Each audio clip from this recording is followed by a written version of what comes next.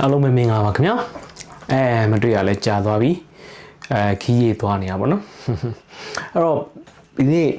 ကျွန်တော်ပြောချင်တာဒါမှတိုင်းခင်မှာကျွန်တော်ဗီဒီယိုလေးတစ်ခုလည်းလုပ်ဖို့ရှိမယ်အဲ့ဒါတော့ဘာလဲဆိုတော့ဟို UAE brand တွေပေါ့နော်UAE brand လို့ပြောတာအနေတိမ်ကြုံပြီးပြောရကြရင် Juke brand တွေပေါ့အခုခေတ်မှာအရန်ကိုနာမည်ကြီးလာတဲ့နော်ပေါ်ချောင်ကောင်းရတဲ့ဆိုတဲ့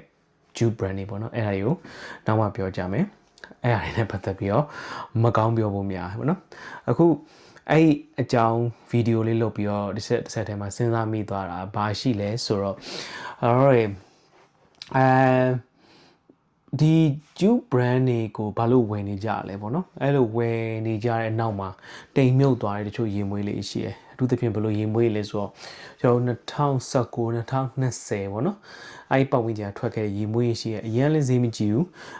sun quality အပြင်ဆိုလို့ရှိရင်လည်းအရင် top notch ထဲမှာပါပါတော့ဒါပေမဲ့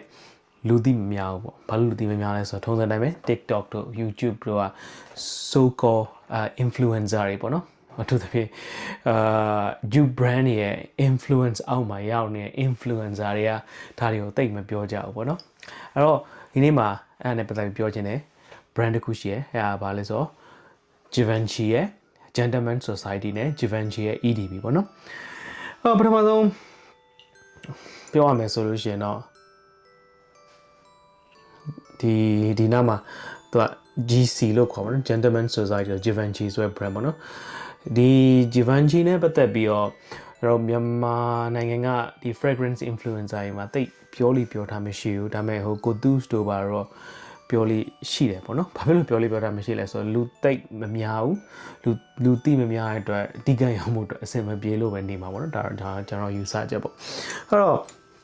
အခုကျွန်တော်ပြောချင်တာဒီ Givenchy Gentleman Society ရဲ့အရင်တော့ထွက်ခဲ့တဲ့ Gentleman Givenchy ရဲ့ Gentleman ပေါ့နော် EDB version အဲ့နှစ်ခုကိုကျွန်တော် compare contrast လုပ်ကြည့်ဘာဖြစ်လို့ဒီနှစ်ခုကိုပြောလဲဆိုတော့ကျွန်တော်အရှိမပြောခဲ့တဲ့စကားချက်ရပဲ Juke brand တွေကိုဝယ်မယ်ဆိုတာဒီလိုမျိုး underrated နဲ့ sun quality ကောင်းတဲ့ရေမွေးတွေကိုဟိုစွတ်စေခြင်းတယ်ပေါ့နော်စွတ်စေခြင်းတယ်ပထမဆုံးပြောရမယ်ဆိုလို့ရှိရင်ဒီဟာနဲ့စလိုက်အောင် Givenchy ရဲ့ Gentleman EDB ပေါ့နော်သူ့မှာအများကြီး flanker တွေအများကြီးရှိရယ် EDB ရှိရယ်နောက်တစ်ခုကဟို sport version တွေရှိရယ်နောက်တစ်ခုကအများကြီးပဲကျွန်တော်ခေါင်းထဲသိမ့်မပေါ့ဘူးပေါ့နော်ပြောချင်တဲ့အဓိကအကြောင်းကဘာလဲဆိုတော့သူက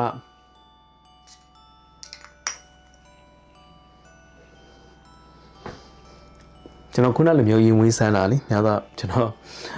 ခုနလက်မှာဒါဆန်းပြီးသားဖြစ်တော့ထပ်မဆန်းကျင်တော့လို့လေတဲ့ဟိုအဲ့လိုမျိုး shriek ဆိုပြီးဖြန်းပြီးဆန်းတာတကယ်တော့မှားတယ်ဒါပေမဲ့ကျွန်တော်ဒီ sun quality ကိုသိပြီးသားဖြစ်တဲ့အတွက်ကျွန်တော်ဘာမှသိ true တလည်းထပ်ပြီးတော့သိချင်မှပြတာပေါ့ဒါပေမဲ့ကျွန်တော်ဒီဘက်လက်ပေါ်မှာကျွန်တော်ဆန်းပြီးသားပေါ့နော်အဲ့တော့ तू ကအဓိကဘာလဲဆိုတော့သူ့ရဲ့ main note 3ခုပါပါနော်သူကအဖွင့်မှာ amber နဲ့ဖွင့်တယ်ပြီးလို့ရှိရင် iris ရယ် tonka bean ရယ်ပြီးလို့ရှိရင် vanilla လေးနဲ့ dry down လုပ်ပြီးလုပ်သွားပါနော်ပြီးတော့ဒီ official note ထဲမှာတော့မပါဘူးသူ့ရဲ့ dry down ကဘာနဲ့တူလဲဆိုတော့ကျွန်တော်အရင်ကြိုက်တဲ့Dolce & Gabbana ရဲ့ the one EDB ရဲ့ဟို middle note နဲ့ဟို dry down နဲ့ပေါ့နော်အဲ့ဒါနဲ့ဆင်တယ်အဲ့တော့ပြောချင်တာကဘာလဲဆို sandalwood နဲ့ပေါ့နော်အဲ့ဒါနဲ့အဆုံးသက်သွားတာအဲ့တော့အဖွင့်နည်းနည်းလေးရှာဖြစ်ပြီးတဲ့နောက်ပိုင်းမှာဒီ middle note နဲ့ဟိုဒီ dry down ကိုတွားတဲ့အချိန်မှာအရန်ကိုလှတယ်ပေါ့နော် long lasting ရပြောမယ်ဆိုလို့ရှိရင်လည်းမဆိုးဆိုတဲ့နေရာမှာပါတယ်အဲ့တော့ဘယ်လိုမျိုးဟိုနေရာတွေမှာသုံးသင့်လဲဆိုတော့ကျွန်တော်ထင်တာတော့ဟိုနွေရာသီတို့အရန်ပူတဲ့နေရာမှာလွဲပြီးတော့ကျန်တဲ့နေရာမှာအဆင်ပြေနွေရာသီတောင်မှ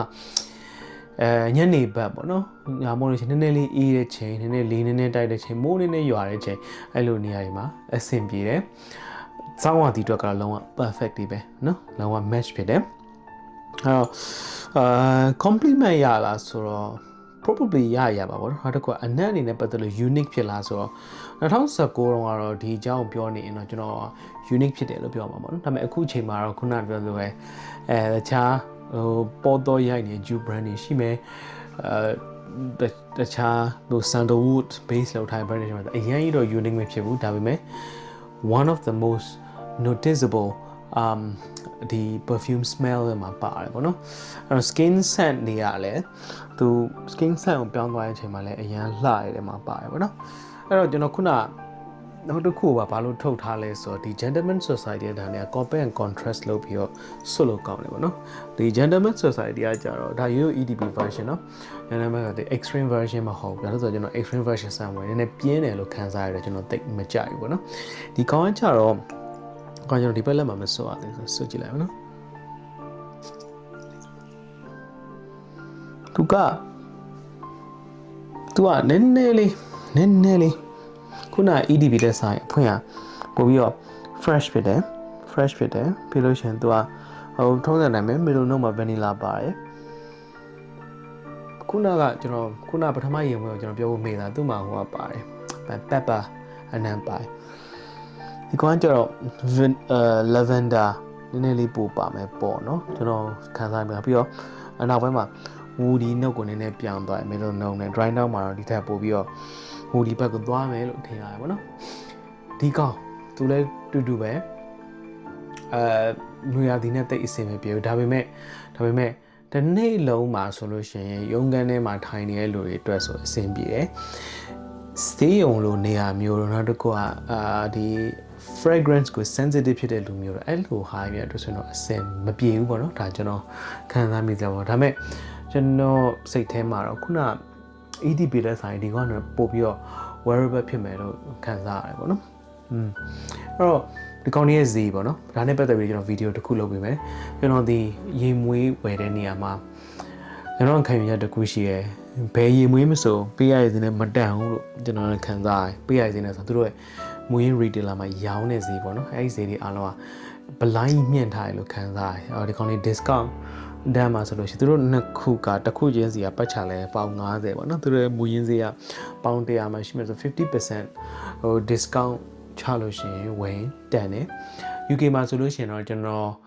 discount အများဆုံးရတဲ့website တွေဆိုလို့ရှိရင်ဒီကောင်ကတော့ကျွန်တော်ပြောမယ့် website က just my look เนาะ just my look ရေမွေးလည်းရတယ်တခြားအမျိုးသမီး cosmetic တွေလည်းရတယ်သူက